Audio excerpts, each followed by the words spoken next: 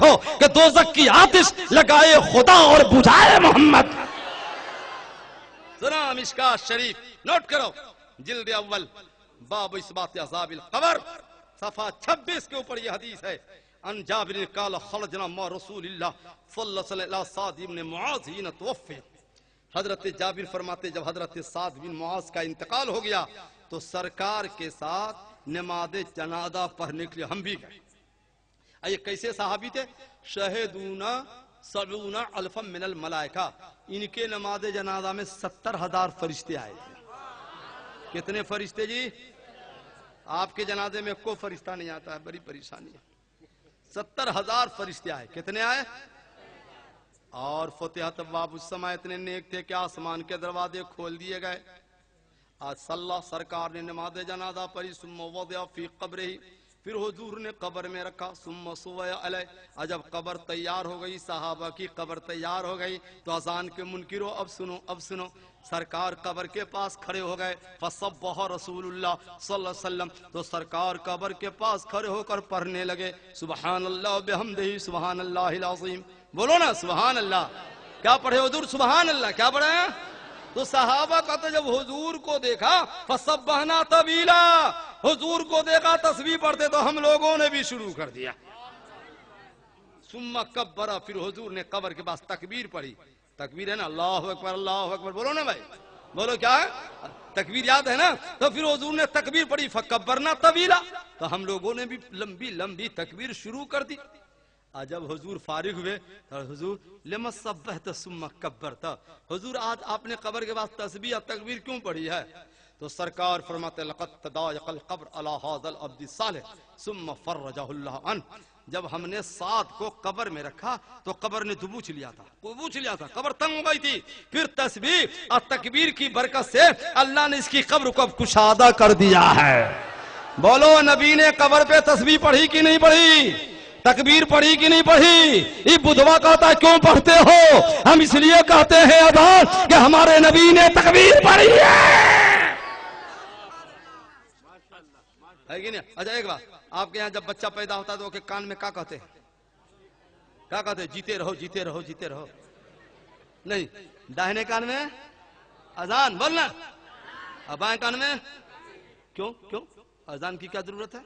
تو اس لیے رد المحتار علی در المختار کے اندر ہے کہ جب بچہ ماں کے پیٹ سے باہر آتا ہے تو سوچتا ہم کس دنیا میں آ گئے. تو حدیث شریف میں ہے کہ جہاں اذان دی جاتی تو وحشت ختم ہو جاتی ہے. تو بچے کے کان میں اذان دے کر بچے کی وحشت ختم کی جاتی ہے اور پہلے اللہ کا نام سنایا جاتا ہے. تو اسی طرح مردے کو جب قبر میں رکھا جاتا ہے تو اندھیرے میں وحشت ہوتی ہے تو ہم اذان دے دیتے ہیں تاکہ مردے کے قبر سے وحشت ختم ہو جاتی ہے, وحشت ختم ہو جاتی ہے. اذان ہم دیتے ہیں, تم کیوں کو پریشانی ہو رہی ہے؟ بولو نا بھائی, مردہ ہمارا ہے, تم کو کیا پرابلم ہو رہا ہے؟ تم اذان نہ دیتے ہو نہ دیا کرو, ہم چاہتے ہیں کہ ہمارے مردے قبر میں آرام سے رہے, ہم اس لیے سنی اذان دے دیا کرتے ہیں. بولو بولو, اذان ہونی چاہیے کہ نہیں ہونی چاہیے؟ سنیے, ایک شخص تھا, ایک شخص مرنے کا ٹائم آ گیا, نوجوان تھا, بالکل نوجوان, کتنا اچھا کپڑا پہنتا تھا مت پوچھئے, او خوبصورت, بال سوار کر صبح سویرے احمد آباد کے چوراہا پر کوئی ملتا, دوست السلام علیکم. ٹھیک ہے بھائی, تم کب سے دوست ہو گیا میرا؟ ہم پہچانتے. بولے یہی نہ کیجئے گا, 1 سال پہلے دوستی کی, آج بھول گئے؟ آپ تو بھول جاتے ہیں, آپ پکے دوست ہیں ہمارے. چلیے پہلے ناشتہ کھائیے پھر بتاؤں گا کیسا دوست ہوں. کہا چلو. اب بیچارہ سوچا جالا, سوچا ہو سکتا ہے کبھی ملکہ ہوٹل میں گئے, یہ لاؤ وہ لاؤ, چکن چلی لاؤ, قرمہ لاؤ, پھلا لاؤ, چلا لاؤ, کھا لیتا. ہاتھ دھونے کے معنی پیچھے کے دروازے سے بھاگ جاتا. اب دوست بل بھرو, ہاں بل بھرو بل بھرو. ایک دن کا چچا السلام علیکم. وعلیکم السلام. ابو کا مر گئے ہمارے کہ چچا آنا بند کر دیا.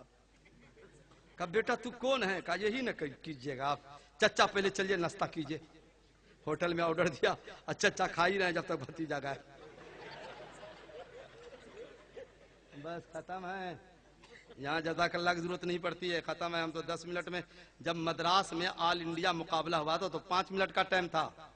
صدر ذیل سنگھ گیانی کی صدارت میں نے 5 منٹ میں آل انڈیا اسپیکر میں آل انڈیا ہے کہ نہیں, جتنے تھے 300 علماء, اس میں آل انڈیا فرسٹ ڈویژن سے کامیابی حاصل کی تھی. عنوان تھا حضور کی سیرت ہر دور کے انسانوں کے لیے کامل و اکمل نمونہ ہے. بس اس کو پورا کر کے ختم ہے. بولو سبحان اللہ. مگر جناب کے مرنے کا ٹائم آ گیا تو سوچا ہے اللہ قبر میں کیا ہوگا. زندگی بٹ ٹھگا تو محلہ کے 10-20 نوجوانوں کو 100 روپیہ دیا. کہا بھیا کاہے کا روپیہ دیتے ہو؟ کہا کچھ نہیں, پہلے دے رہا ہوں رکھ لو. کہا کیا کریں گے؟ کہا کچھ نہیں بھائی, زندگی بھر لوگوں کو ٹھگا ہوں, اب ہوگا کیا؟ جب میرا جنازہ چلے تو پیچھے پیچھے رونا. اس کا روپیہ ہے کہ رونا. کہنا ہائے ہائے کتنا اچھا تھا کیوں مر گیا, کتنا نیک تھا, کچھ دن اور زندہ رہتا تو بڑا اچھا ہوتا. کہا لاؤ لاؤ, رونے میں کیا ہے, رو لیں. تو پہلے زمانے میں جب جنازہ جاتا تھا تو دور دور سے لوگ آتے تھے. سمجھ گئے, جنازہ جا رہا ہے, یہ نوجوان یا اللہ کتنا اچھا تھا, یہ کچھ دن اور زندہ رہتا بڑا لوگوں کے کام آتا تھا. تو سارے لوگ دعا کر رہے ہیں کہ یا اللہ یہ اتنا اچھا تھا, اتنا نیک تھا, اللہ معاف کر دے اس کو, اتنا نیک تھا, یہ معاف کر دے اس کو, یہ اتنا نیک تھا. جب قبر میں رکھا گیا, منکر نکیر آ گئے قبر میں, من ربوں کا تمہارا رب کون ہے؟ تو غیب سے آواز آئی اللہ کی طرف سے, فرشتوں چھوڑ دو ان سے سوال جواب نہ کرو. مرتے مرتے ایسا کام کر گیا ہے کہ اللہ کو بھی پسند آ گیا, میں نے سب معاف کر دیا ہے. السلام علیکم.